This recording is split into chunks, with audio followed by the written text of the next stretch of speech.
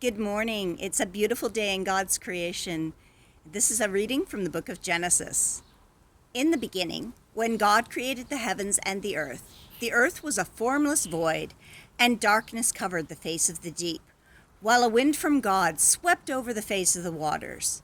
Then God said, "Let there be light," and there was light. And God saw that the light was good, and God separated the light from the darkness. God called the light day, and the darkness he called night. And there was evening and there was morning, the first day. And God said, "Let there be a dome in the midst of the waters, and let it separate the waters from the waters." So God made the dome and separated the waters that were under the dome and the waters that were above the dome. And it was so. God called the dome sky. And there was evening and there was morning, the second day. And God said, "Let the waters under the sky be gathered together in one place, and let the dry land appear." And it was so. God called the dry land earth, and the waters that were gathered together he called seas. And God saw that it was good. Then God said, "Let the earth put forth vegetation, plants yielding seed, and fruit trees of every kind on earth that bear fruit with seed in it." And it was so. The earth brought forth vegetation, plants yielding seed of every kind, and trees of every kind bearing fruit with the seed in it.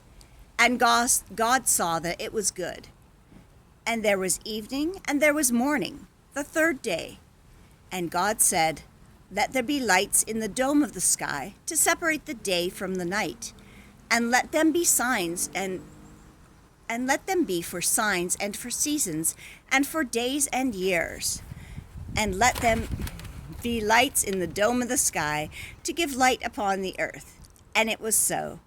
God made two great lights, the greater light to rule the day and the lesser light to rule the night, and the stars. God set them in the dome of the sky to give light upon the earth, to rule over the day and over the night, and to separate the light from darkness. And God saw that it was good. And there was evening and there was morning, the fourth day. And God said, "Let the waters bring forth swarms of living creatures, and let the birds fly above the earth across the dome of the sky." So God created the great sea monsters and every living creature that moves, of every kind, with which the waters swarm, and every winged bird of every kind. And God saw that it was good. God blessed them, saying, "Be fruitful and multiply, and fill the waters in the seas, and let the birds multiply on the earth." And there was evening, and there was morning, the fifth day. And God said, "Let the earth bring forth living creatures of every kind, cattle and creeping things, and wild animals of the earth of every kind." And it was so. God made the wild animals of the earth of every kind, and the cattle of every kind, and everything that creeps upon the ground of every kind. And God saw that it was good. Then God said, "Let us make humankind in our image, according to our likeness, and let them have dominion over the fish of the sea, and over the birds of the air, and over the cattle, and over all the wild animals of the earth, and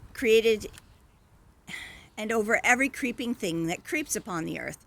So God created humankind in his image.